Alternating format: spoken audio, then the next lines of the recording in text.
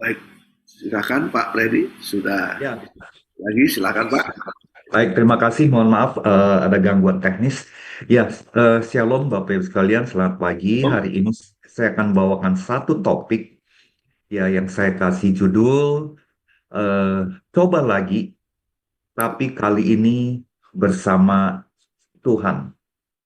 Ya, ini sebetulnya pesan yang akan menguatkan buat saudara yang sedang menghadapi tantangan pada hari ini ya.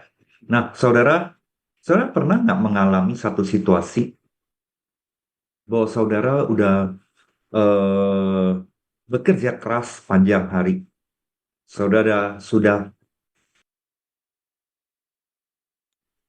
mengerahkan segala daya, segala upaya, dengan segala pengalaman, segala keahlian yang saudara miliki, tapi hasilnya nol besar. Ya, mungkin Anda sudah mencoba berbagai strategi, berusaha memperbaiki hubungan, bahkan saudara yang sedang berjuang dengan masalah kesehatan, saudara merasa nggak ada titik terang. Saudara merasa kelelahan, capek, frustrasi, putus asa. Dan pertanyaan sering muncul, kenapa ya ini terjadi pada saya ya? Kita pasti pernah semua berada di titik itu, di mana kekuatan, kepintaran kita rasanya nggak ada gunanya, sia-sia. Saudara sudah sadar nggak bahwa hidup kita ini, kalau saya mau ilustrasikan itu seperti berlayar di lautan yang luas, yang tidak terduga. Kita ini semua adalah kapten dari kapal kecil yang bernama kehidupan kita pribadi. Ada hari-hari ketika saudara berlayar, angin bertiup sepoi-sepoi, laut tenang, kita berlayar dengan percaya diri menuju tujuan kita. Tapi juga ada keadaan, ada kalanya, malam-malam ketika badai mengamuk, ombak setinggi gunung menghantam kapal kita. Dan meskipun kita sudah mendayung dengan seluruh kekuatan kita, kapal kita seperti tidak bergerak maju, bahkan mundur. Pernahkah Anda merasa seperti Simon Petrus yang mengalami hal itu? Seperti seorang kapten yang telah berlayar sepanjang malam di lautan yang ganas tapi nggak ada hasil.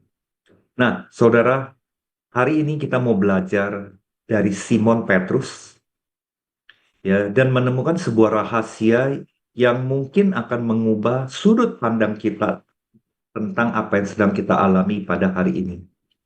Saya akan bacakan saudara kisah dari Simon Petrus dari Lukas 5 ayat 1 sampai 11. Ya. Pada suatu kali Yesus berdiri di pantai Danau Genesaret. Sedang orang banyak mengerumuni dia hanya mendengarkan firman Allah. Ia melihat dua perahu di tepi pantai. Nelayan-nelayan telah turun dan sedang membasuh jalannya. Ia naik ke dalam salah satu perahu itu, yaitu perahu Simon, dan menyuruh dia supaya menolakkan perahunya sedikit jauh dari pantai. Lalu ia duduk dan mengajar orang banyak dari atas perahu. Setelah selesai berbicara, ia berkata kepada Simon, "Bertolaklah ke tempat yang dalam dan tebarkanlah jalamu untuk menangkap ikan." Simon menjawab, "Guru, telah sepanjang malam kami bekerja keras dan kami tidak menangkap apa-apa. Tapi karena engkau menyuruhnya, aku akan menebarkan jala juga." Dan setelah mereka melakukannya, mereka menangkap sejumlah besar ikan, sehingga jala mereka mulai koyak. Ayat yang ketujuh, lalu mereka memberi isyarat kepada teman-temannya di perahu yang lain supaya mereka datang membantunya. Dan mereka itu datang, lalu mereka bersama-sama mengisi kedua perahu itu dengan ikan hingga hampir tenggelam. Ketika Simon Petrus melihat hal itu, ia pun tersungkur di depan Yesus dan berkata, "Tuhan, pergilah daripadaku, karena aku ini orang yang berdosa." Sebab ia dan semua orang bersama-sama dengan dia takjub oleh karena banyaknya ikan yang mereka tangkap. Demikian juga Yakobus dan Yohanes, anak-anak Zebedius, yang menjadi teman Simon. Kata Yesus kepada Simon, "Jangan takut. Mulai dari sekarang engkau akan menjadi manusia." Dan sesudah mereka menghela perahu-perahunya ke darat, mereka pun meninggalkan segala sesuatu, lalu mengikut Yesus. Nah, saudara, kalau kita lihat latar belakang Simon Petrus itu siapa sebetulnya? Saudara, Simon Petrus dan rekan-rekannya adalah nelayan yang profesional. Mereka sangat menguasai teknik, waktu, dan tempat terbaik untuk menangkap ikan. Mereka dalam konteks ini, saudara, sudah bekerja sepanjang malam loh. Sebuah indikasi mereka itu udah kerja keras, yaitu mereka kelelahan yang luar biasa. Kalau dalam bahasa Yunaninya disebutnya kopiao, artinya kelelahan yang ekstra keras. Tapi mereka tidak dapat apa-apa. Ya, mengapa nelayan berpengalaman seperti Simon yang tahu bahwa pekerjaan itu sia-sia kalau dilakukan siang hari, mau ikuti instruksi Yesus? Ya, ini pertanyaan yang menarik nih Bapak Ibu. Jadi, kalau kita ada di posisi Simon, Bapak Ibu sekalian, ya kita akan bilang, Yesus, aku pengalaman udah puluhan tahun loh. Aku punya strategi udah puluhan tahun loh. Tiba-tiba kamu suruh saya menangkap ikan di siang hari. Kira-kira gitu ya, Bapak Ibu ya, kalau kita di posisi Simon ya.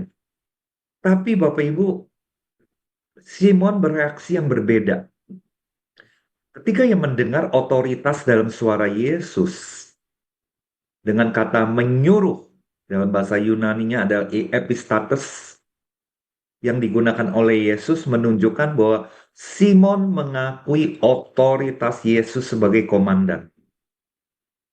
Saya ulangi ya Bapak Ibu ya. Pada waktu Yesus memberikan perintah, ya, sikap hati Simon mengakui Yesus sebagai seorang komandan tinggi. Ya, ada kata menyuruh dan dia akhirnya menaati. Jadi ketaatan Simon ini Bapak Ibu sekalian, kalau kita mau analisa, ini kan sangat terbalik dengan logika secara profesional. Tapi Simon bersikap berbeda. Apalagi Bapak Ibu kalau kita lihat ya Danau Genesaret yang disebut oleh Alkitab. Ya, sekarang disebutnya Danau Galilea. Ini adalah sebuah danau Bapak Ibu sekalian yang kondisinya bisa sangat tidak terduga. Ya, bisa badai tiba-tiba muncul. Angin tiba-tiba bisa bertiup sangat kencang sekali di balik bukit-bukit di sekitarnya. Ya, nelayan di sana sangat paham kebiasaan ikan-ikan di sana. Ya, termasuk the best time, waktu yang terbaik bagi jam berapa, kapan untuk menangkap ikan. Ya, menangkap ikan yang terbaik adalah malam hari, bukan di siang bolong. Dan pengetahuan ini semakin menekankan kenapa perintah Yesus untuk menebarkan jala itu nggak masuk akal, tapi Simon berespon berbeda. Nah, saudara, seringkali kita seperti Simon, Bapak Ibu sekalian. Ya, di awal Simon bereaksinya gini, Guru, telah sepanjang malam kami bekerja keras. Kami tidak nangkap apa-apa. Pernah nggak Bapak Ibu kita juga seperti itu ya?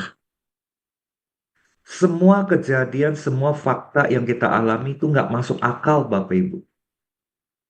Ketika kita harus taat kepada firman. Tuhan ini nggak make sense loh. Tuhan ini it doesn't work. Ini nggak mungkin bisa berhasil nih Tuhan. Nah, Simon sekali lagi adalah nelayan profesional. Mereka tahu teknik, mereka tahu waktu yang terbaik. Dan apalagi udah ada bukti lagi malam itu hasilnya nihil. Ya. Nah, Bapak Ibu sekalian, ketika kita dituntut ketaatan seperti Simon, Yesus berkata, bertolaklah ke tempat yang dalam. Tebarkanlah jalan untuk menangkap ikan. Di mana logika ini sekali lagi nggak masuk akal, Ikan tuh dicarinya malam, bro. Mungkin kalau kita ngomongnya.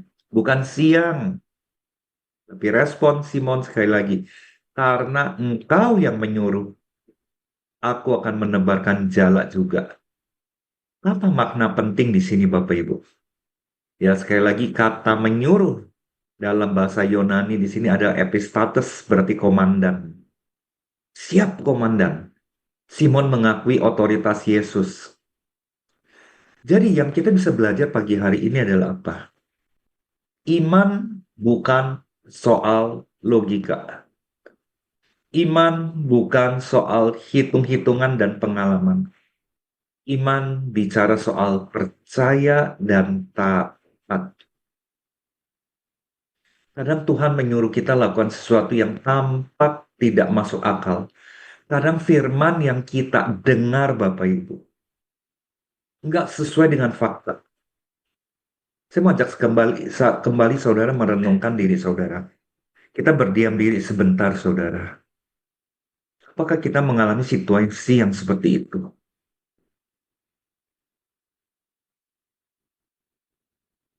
Di mana ada firman yang saudara dengar, bertolak belakang dengan fakta yang ada, bertolak belakang dengan logika yang kita punya.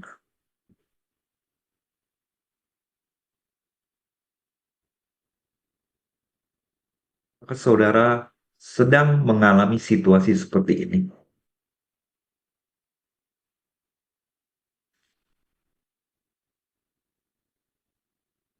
Bila saudara sedang mengalami kondisi seperti ini, boleh nggak saudara ketik di chat angka 1 aja. Ketik angka 1. Entah itu saudara mengalami situasi berbagai hal, atau keuangan, keluarga, kesehatan.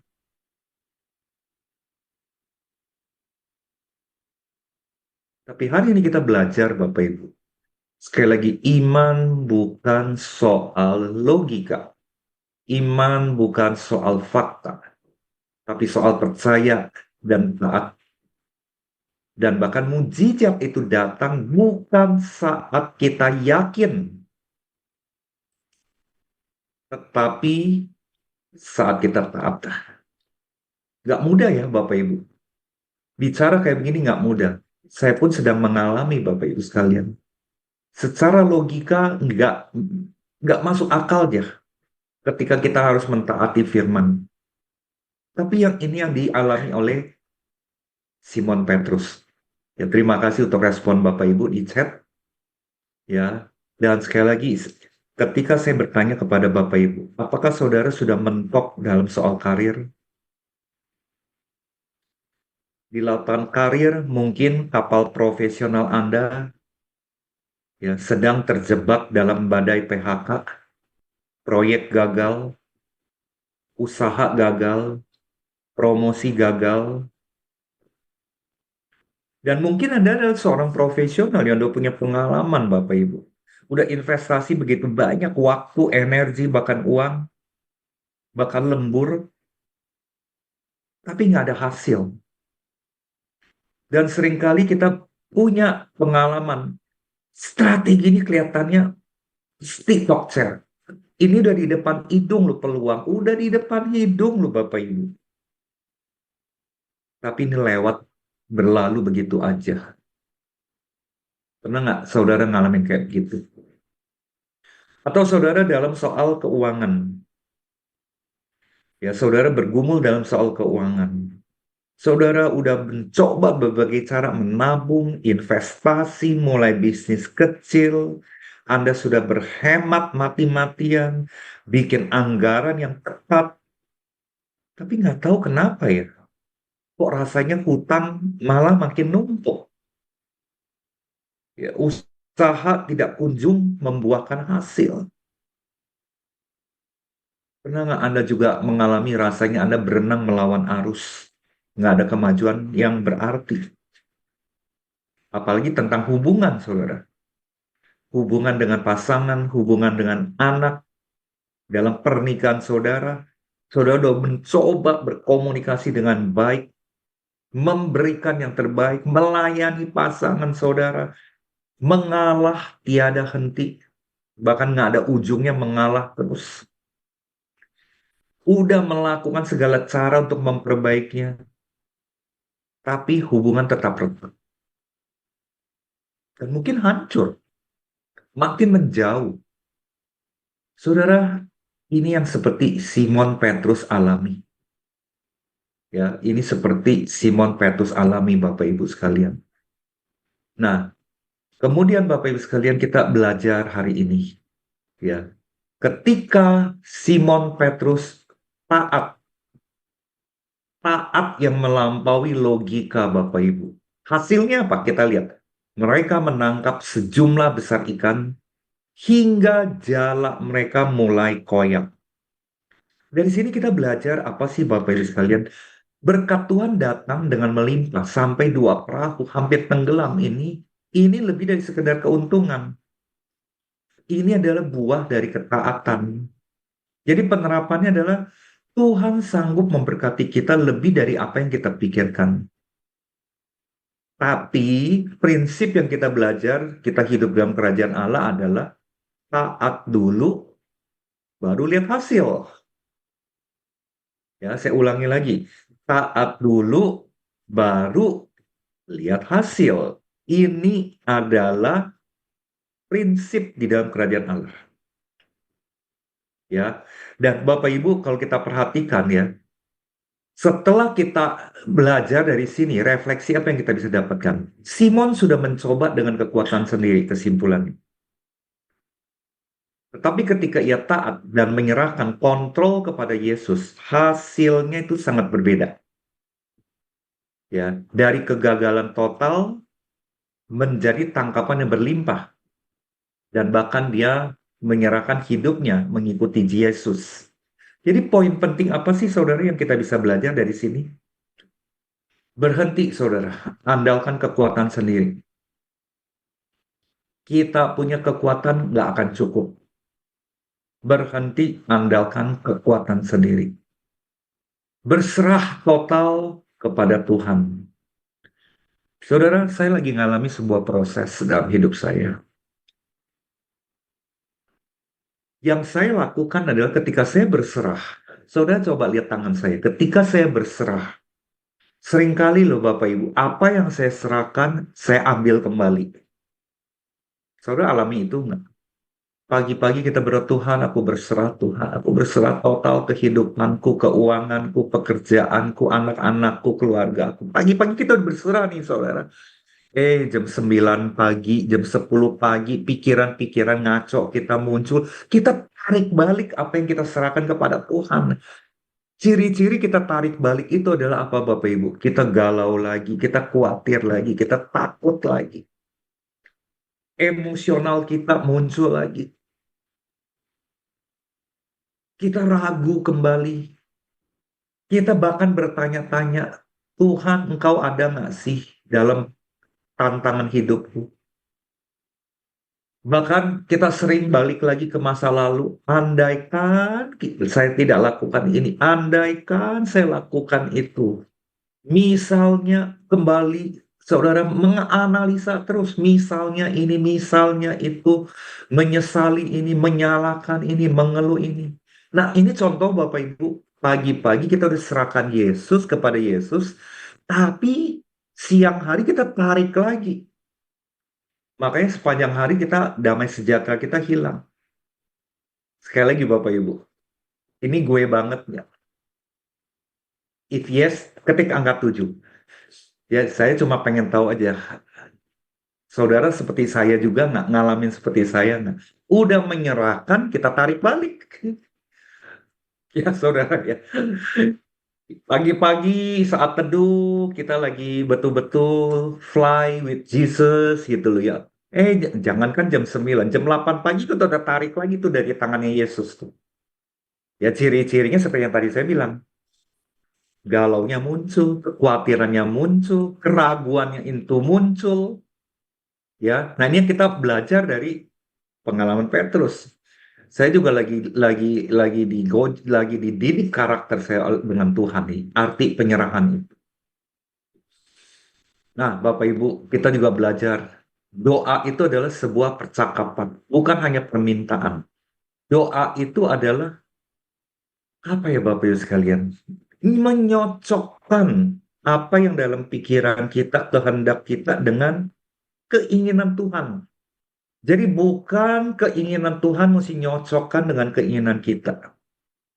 Doa itu adalah kita lagi mau menyocokkan apa yang ada dalam pikiran kita dengan kehendak Tuhan. Itu adalah doa Bapak Ibu. Dan juga kita belajar hal yang penting. Waktunya Tuhan bukan waktu kita. Dalam penantian, Tuhan yang bekerja dari aspek yang berbeda. Dari aspek yang berbeda. Saudara kalau lihat dari Simon Petrus ya saudara. Sebetulnya Tuhan lagi bekerja apa? Ujung-ujungnya apa saudara? Tuhan punya misi hidup untuk Simon Petrus. Bukan hanya mencukupkan sekedar ikannya. Tapi ada sesuatu yang lebih besar yang Simon Petrus nggak kepikiran. Ya, Simon Petrus sedang diajak Tuhan mengalami perjumpaan dengan Tuhan untuk masuk ke dalam misinya Yesus. Jadi, saudara saya juga lagi masa penantian saudara saat ini. Ada satu hal saya nggak tahu ujungnya apa. Tapi yang saya tahu adalah seperti saya naik mobil di malam hari. Ketika saya harus menempuh jarak 100 kilometer, malam hari gelap, kiri kanan gelap. Yang ada adalah saya nyalakan lampu sorot, dan lampu sorot itu hanya jaraknya 10 meter, yang saya hanya tahu 10 meter di depan. Sisanya saya nggak tahu, karena itu gelap. Jadi masa penantian itu seperti itu Bapak Ibu. Bagiannya kita adalah taat 10 meter lampu sorot ke depan itu. Sisanya total surrender, total serahkan kepada Tuhan. Tapi sekali lagi, ketika sudah serahkan kepada Tuhan, jangan diambil balik. Jangan ditarik lagi. Ya, seringkali yang kita lakukan adalah kita tarik balik itu setiap saat. Ini kan jadi ironis. Ya, jadi ini ironis banget. Masa penantian yang nggak tahu kapan 100 kilometer itu nyampe. Dan Bapak Ibu sekalian, Tuhan nggak butuh orang yang sempurna, orang yang pintar, tapi orang yang bersedia ikuti lampu sorot 10 meter itu. Tuhan hanya butuh itu. Bapak Ibu, saya ngomong, saya bicara, saya sampaikan ini kepada saudara.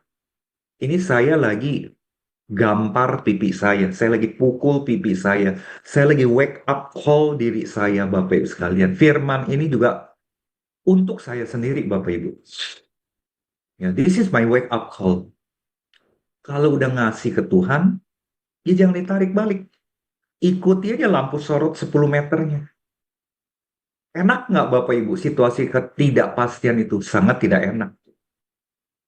Ya, tetapi Bapak Ibu, pesan profetis pada pagi hari ini buat kita semua. Terutama buat saudara yang sedang mengalami tantangan. Try again, brother. Try again, sisters. But this time with God.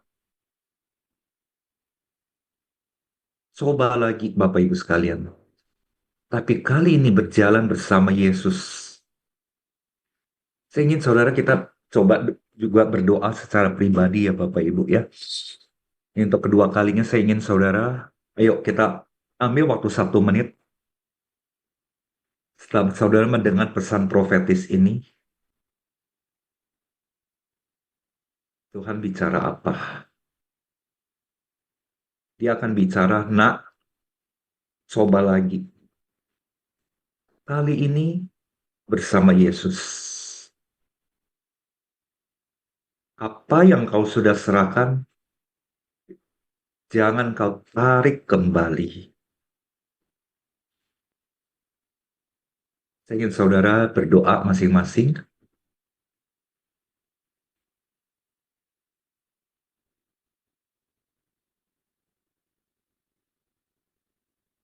Dan saudara boleh sampaikan saudara pesan apa yang saudara dapat di chat room bahkan.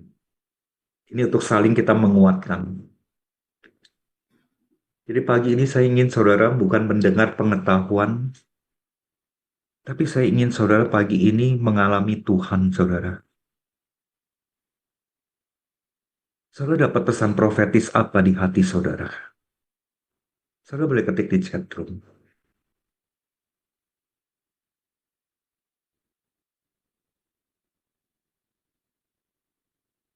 Apa yang kita sudah serahkan, jangan ditarik lagi.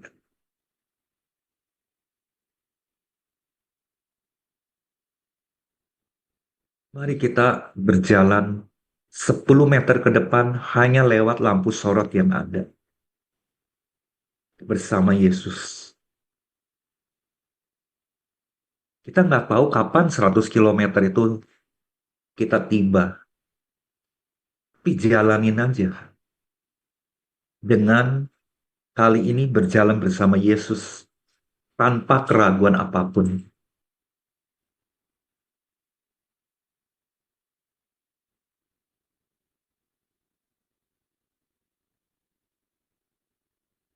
Jadi intinya Bapak Ibu, ketika kita gagal, kita coba lagi. Ya, lalu kita, Bapak Ibu sekalian, kita juga bertanya, ketika kita berjalan, apakah kita berjalan bersama Yesus? Ini sebuah ilustrasi ya Bapak Ibu sekalian. Seperti gambar atau foto ini. Sebuah ketaatan di tengah ketidakfahaman itu. Itu seperti seorang anak kecil yang untuk pertama kali diajak oleh ayahnya naik kapal. Laut tampak begitu luas, menakutkan, dan ada ombak yang bergulung-gulung tinggi. Si anak tidak mengerti kenapa ayahnya memilih rute yang seperti ini. Kenapa ya si ayah ini harus lewati ombak yang menakutkan? Yang ia tahu selama ia berada di kapal bersama ayahnya memegang kemudi dan dia akan selamat. Saudara, itulah iman. Iman bukan soal mengerti rute pelayarannya, tapi iman adalah soal percaya pada nahkoda yang memegang kemudi. Ada kata amin, Bapak Ibu sekalian? Ayo, pagi ini kita sama-sama katakan kepada diri kita dan menjadi wake up call buat diri kita. Apa yang aku sudah serahkan, aku tidak tarik kembali. Dan aku aman karena Yesus yang menjadi sang nakoda agung. Ya, mungkin hari ini Anda sedang berada di titik putus asa. Anda mencoba dengan segala cara, tetapi saudara tidak ada hasilnya. Kembali lagi saya mau sampaikan, hari ini Tuhan berkata, mari nak, coba lagi. Tapi kali ini bersamaku. Intinya adalah taat kepada Dia. Walaupun logika menolak. Berani berserah. Karena dalam penyerahan ada kuasa. Jangan takut gagal. Bersama Tuhan, gagal pun bisa berubah menjadi berkat. Saya akan doakan kepada Bapak Ibu sekalian yang sebagai penutup. Mari kita tundukkan kepala sejenak. Mari kita datang kepada Tuhan. Bapa kami yang bertahta di surga, kami bersyukur Tuhan. Firman-Mu yang hidup berkuasa hari ini. Firman yang mengingatkan kami tentang kisah Simon Petrus yang telah bekerja keras semalam. Menguras tenaga hingga lelah luar biasa, namun tidak dapat apa-apa. Kami mengakui Tuhan, kami sering juga seperti di posisi itu. Kami telah mencoba dengan kekuatan sendiri, mengandalkan pengalaman, mengandalkan strategi, mengandalkan koneksi. Bahkan dalam berbagai hal kami mencoba dengan logika dan kepintaran kami. Namun kami hanya menemui kegagalan, keputusasaan. Ampuni kami ya Tuhan. Saudara, saya ingin saudara juga ucapkan itu dalam doa saudara. Ampuni kami Tuhan, ampuni aku Tuhan. Ampuni aku Tuhan kalau kami terlalu sering mengandalkan tangan kami sendiri, meragukan Engkau, melupakan bahwa kami membutuhkan Engkau.